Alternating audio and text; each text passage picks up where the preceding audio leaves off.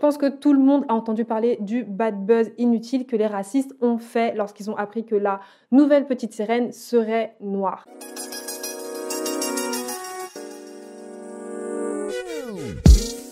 Perso, j'ai jamais été fan de la petite sirène. Je comprends pas le délire en fait autour de cette sirène qui est capable d'abandonner famille, liberté, droit, tout ce que vous voulez, tout ça pour les beaux yeux d'un prince. Mais bon, comme dirait une grande philosophe, en tout cas, je suis pas là pour reparler de la polémique sur la petite sirène et expliquer en quoi le fait de faire un scandale parce que la nouvelle petite sirène de Disney est noire et raciste. Je pense que je ferais de la répétition et en plus de ça, il y a des personnes qui vont mieux s'exprimer sur le sujet que moi. Mais je trouve que c'est quand même assez révélateur et ça montre à quel point énormément de personnes blanches ont du mal à s'identifier à des personnages noirs et encore plus quand les personnages noirs sont dans des rôles auxquels ils ne s'attendent pas. Alors que moi, à côté de ça, j'ai grandi en me disant qu'un crabe pouvait avoir un accent antillais et ça a dérangé personne. Donc comme je disais, je suis pas là pour reparler de la polémique, mais je me suis dit que ça pouvait être sympa en fait d'utiliser cette actualité pour lire et recommander des romans ou des contes avec des sirènes parce qu'elles n'existent pas que en Europe du Nord, comme on a pu le voir en fait sur les réseaux sociaux, mais aussi recommander des réécritures d'histoires et de contes avec des personnages noirs. Du coup, je vais lire Les Abysses de River Salomon, La Malédiction de Momandlo de Isabelle Cadoré et Boy Snowbird de Hélène Oyeyemi. Avant de commencer, comme d'hab, n'oubliez pas de m'envoyer un petit peu de force en likant la vidéo et en vous abonnant à la chaîne si ce n'est pas encore fait. Et si vous êtes des lecteurs de qualité, vous savez que dans le deuxième rendez-vous de Délit des livres, on parle de réécriture et de leurs objectifs, mais il n'est jamais trop tard pour nous rejoindre. Bref, prenez votre thé, votre café ou un truc à grignoter et on y va.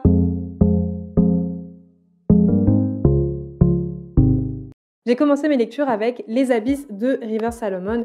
J'avais choisi ce roman parce que déjà sur Goodreads, il y avait énormément d'avis positifs sur ce livre et j'avais vu des tweets et des mèmes sur Instagram qui m'ont fait rire, même si c'est pas drôle, qui disaient « Oui, vous avez jeté durant la traite négrière énormément de femmes à la mer et vous êtes étonnés qu'il puisse y avoir des sirènes noires. » Et en fait, ce mème, c'est un livre et ce livre, c'est Les Abysses. Donc dans Les Abysses, on va suivre une communauté de sirènes qui ont été créées durant la traite négrière parce que durant cette période, il y avait énormément de femmes esclaves enceintes qui ont été jetées à la mer. Et dans Les Abysses, les enfants de ces femmes jetées à la mer vont devenir sirènes. Le truc, c'est que leur histoire est tellement lourde, elle est tellement violente et traumatisante que la communauté va oublier son passé. Ils vont vivre tranquillement, de façon apaisée, entre guillemets, mais sans connaître leur histoire. Dans cette communauté, il n'y a qu'une seule personne qui est chargée de porter toute cette histoire, c'est l'historien. Et l'historienne qu'on va suivre dans Les Abysses, c'est une femme qui s'appelle Yetu, et en fait, elle en a marre de devoir porter ce fardeau seule, et elle va décider de rendre la mémoire à tous les membres de sa communauté. Et la première chose que je me suis dit en finissant le livre, et j'ai envie de dire même en le commençant, c'est heureusement, je l'ai lu en français et pas en VO, parce qu'en VO, ça aurait été une torture, je pense. Le truc, c'est pas que l'histoire est compliquée, mais c'est la façon dont c'est raconté et tout ce qui se trouve autour qui est compliqué. Donc par exemple, le début, en fait, c'est pas facile à suivre parce que l'histoire, elle commence sans toi. Genre, littéralement, l'histoire commence et toi, t'es derrière. Vous commencez pas en fait sur le même point de départ. Donc tu commences le premier chapitre avec énormément d'informations. Tu dois capter le nom des personnages, leurs liens entre eux, la situation dans laquelle ils se trouvent, l'événement qu'ils sont en train de préparer. Et en plus de ça, tu dois capter le vocabulaire qui est propre à leur communauté. Donc ça fait énormément d'informations. Donc en fait, tu commences le premier chapitre et là, soit tu butes et tu dis « Ok, j'ai posé le livre, c'est mort, je ne veux pas continuer ». Soit tu fais comme moi, tu dis « Ok, je comprends pas, mais peut-être… » On sait jamais, peut-être que je finirai par comprendre. Et en plus de ça, en tant que historienne, en fait, Yetu, elle a ses souvenirs que dans le livre on appelle souvenance, donc elle a ses propres souvenirs à elle, et elle a en plus les souvenirs de ses ancêtres. Donc ça veut dire que toutes les histoires, tous les souvenirs en fait des uns et des autres vont se mélanger dans le récit. Donc vraiment, au début, tu as une petite gymnastique à faire, et rien que pour ça, je suis vraiment contente, je répète, de l'avoir lu en français et non en anglais, parce que je pense qu'en anglais, j'aurais abandonné. Mais malgré ça, en fait, c'est un livre que je recommande et je suis contente d'avoir persévéré parce que les thèmes et les questions qui sont abordées sont vraiment très intéressantes. Sans spoiler, on va parler de la notion de sacrifice et de droit envers sa communauté et on va l'opposer en fait au bien-être personnel. Sinon, on va aussi se questionner sur l'importance de la mémoire collective et est-ce que c'est nécessaire de se souvenir d'une histoire qui est traumatisante, d'une histoire qui est violente, ou est-ce que sinon c'est possible d'avancer et d'imaginer un futur si on ne connaît pas son passé. Et justement, l'une des choses que j'ai préférées dans l'intrigue, c'est qu'au milieu du livre, on va introduire un nouveau personnage qui s'appelle Ori.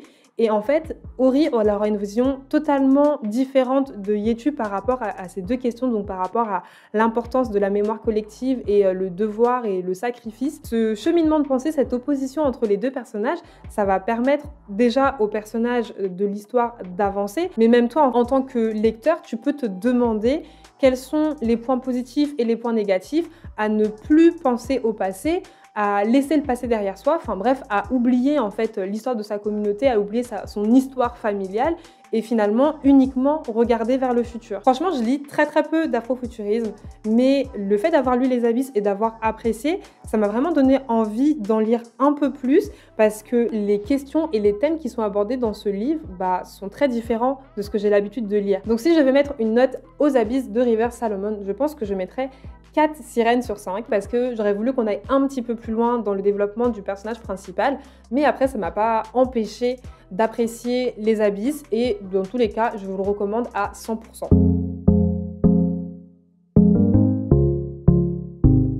Je reviens pour vous faire un retour sur Boy Snowbird de Olen Oyeyemi.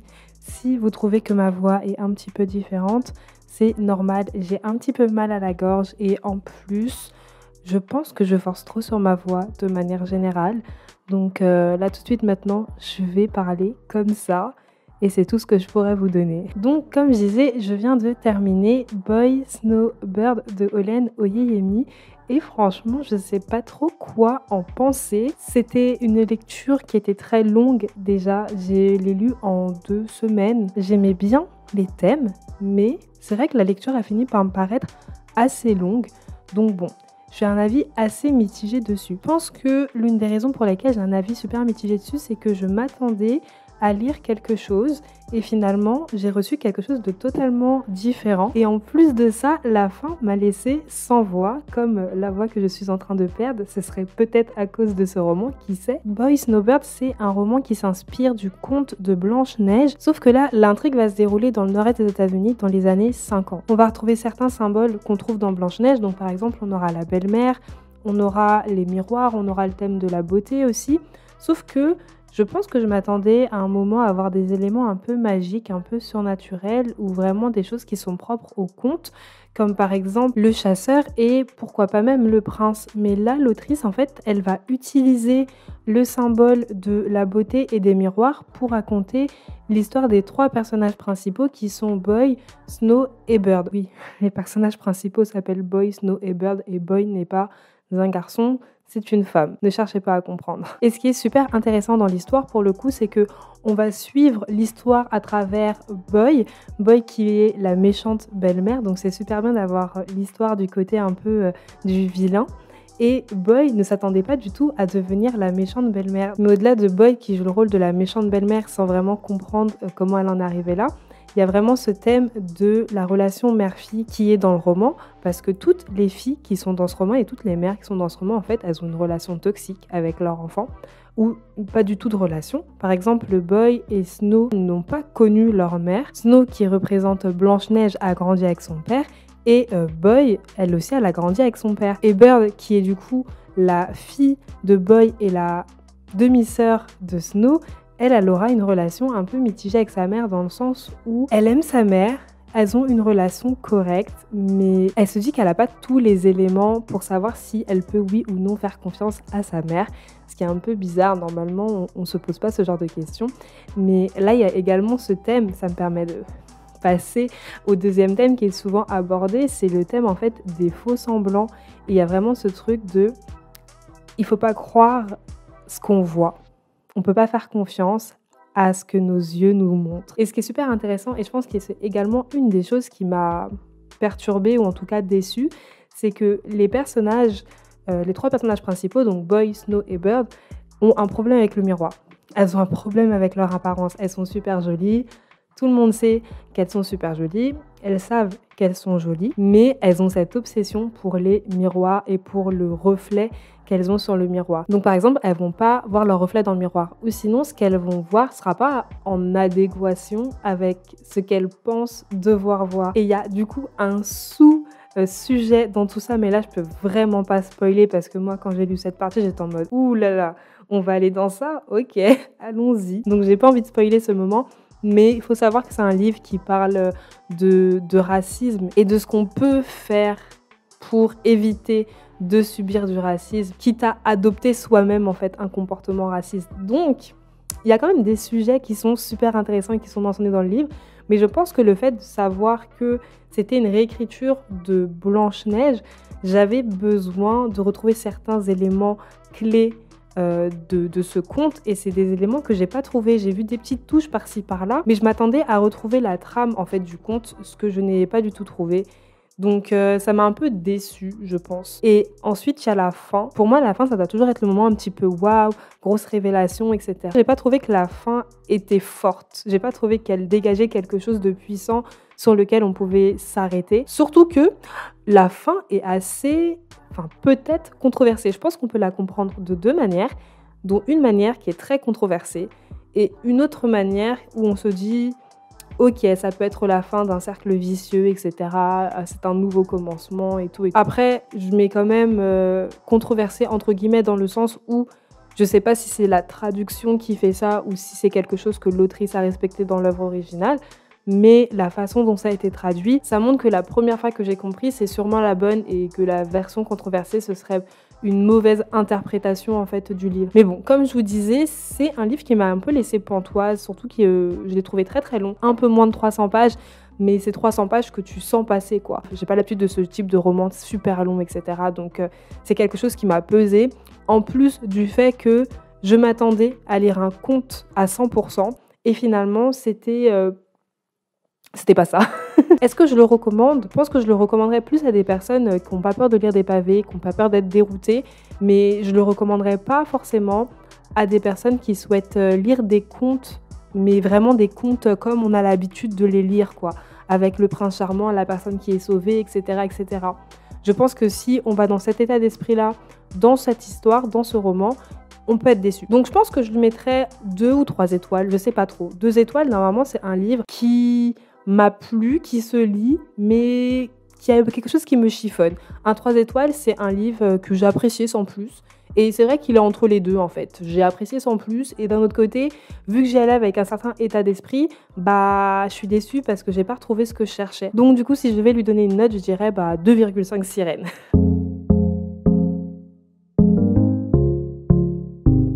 J'ai terminé le dernier livre de cette série qui est La malédiction de Maman de l'eau. C'est un conte qui nous vient des Antilles et disons la vérité, à la lecture, je n'ai eu aucun doute sur le fait que ça venait effectivement des Antilles parce que et qu'on parle de démons, et qu'on parle de diable, et qu'on parle d'esprit. Vraiment, niveau folklore, on aux Antilles, il n'y a pas du tout de doute. Donc, dans La malédiction de Maman de l'eau, on va parler de 2 hommes et d'une femme. 2 hommes qui sont amis et en fait qui vont aimer la même femme. Il y en a un qui va se marier avec la femme et l'autre qui va être extrêmement jaloux. J'ai totalement oublié les noms des personnages. Et en fait, tellement il est jaloux, la jalousie en lui le consume de l'intérieur, il devient aigri et il veut plus voir en fait son ancien ami et la femme qu'il aime être ensemble. Il veut pas les voir heureux, mais il veut pas non plus tuer son ami, il veut pas non plus tuer la femme, il veut juste que cette femme l'aime lui au lieu de son ami. Il n'y a vraiment aucune chance pour que ce conte se finisse bien et bien évidemment ça va mal se finir, sinon ce serait pas drôle. Et pour arriver à ses fins, il va partir à la recherche d'une sirène qui s'appelle Maman de l'eau et qui pourrait exaucer ses souhaits. Et Maman de l'eau lui dit effectivement on peut faire en sorte que cette fille t'aime à une condition, soit lorsque vous aurez votre premier enfant, vous devrez me le donner, donc en gros il va mourir, ou sinon tu devras te sacrifier. Le conte il est court, il fait une dizaine de pages, mais je voulais absolument avoir la fin. Franchement, j'étais limite contente que ce soit super court. Comme ça, j'allais savoir assez rapidement ce qui arrive à... Je sais toujours pas comment il s'appelle. Et il n'y a aucune partie du conte, en fait, qui est trop courte ou qui est pas assez développée. On a vraiment tous les éléments du conte avec vraiment le début où il y a une amitié, ils s'entendent bien. Après, l'élément déclencheur, la rencontre avec la sirène et ensuite les conséquences. Et j'ai adoré. Ce qui est super bien, c'est que tu as une partie en français et une autre partie en créole. Donc moi, je me suis amusée à lire en créole et à voir si je comprenais tout. Des fois, j'étais un peu en mode, je comprends ce qui est dit, mais pourquoi c'est écrit comme ça? C'était assez marrant de du coup m'exercer parce que c'est du créole littéraire, c'est pas quelque chose que j'ai l'habitude de voir. J'entends beaucoup le créole, mais je le vois pas forcément à l'écrit. Donc c'était assez drôle de m'essayer à cet exercice. Et pour le coup, contrairement à Boy Snowbird où j'étais un petit peu circonspect, on va dire, et ben là, je le recommande à 500%. C'était trop cool, mais le faites pas lire à vos enfants. On dirait un peu que c'est pour les enfants, c'est mignon, etc. Mais même derrière, on nous dit que c'est à partir de 12 ans. Et je confirme, faites pas lire ça à des enfants de moins de 12 ans parce que ça peut être un petit peu traumatisant. On parle d'amour pour parler de l'homme qui aime la femme et qui est prêt à tout pour séduire cette femme et se marier avec elle. On parle de mot amour, mais en fait, c'est pas de l'amour, il veut juste la posséder, il veut juste exaucer ses propres souhaits à lui, il en a rien à faire des souhaits de la fille qui est en face de lui. Parce que si il l'aimait réellement, il la laisserait être heureuse avec quelqu'un d'autre, ce qui n'est pas du tout le cas. Et c'est pas vraiment des valeurs qu'on souhaite passer à nos enfants. Donc ne le faites pas lire à vos enfants, s'il vous plaît. Et voilà, on arrive à la fin de mon petit vlog avec des réécritures et surtout des histoires avec des sirènes. J'ai pas trouvé d'autres histoires en français avec des sirènes ou une réécriture de la petite sirène avec des personnages noirs ou des personnages d'une autre ethnie. Donc si vous en avez, n'hésitez pas à me les mettre en commentaire, je serais super contente de pouvoir les découvrir. Sinon, je vous rappelle que vous pouvez toujours lire le deuxième rendez-vous de Daily des livres.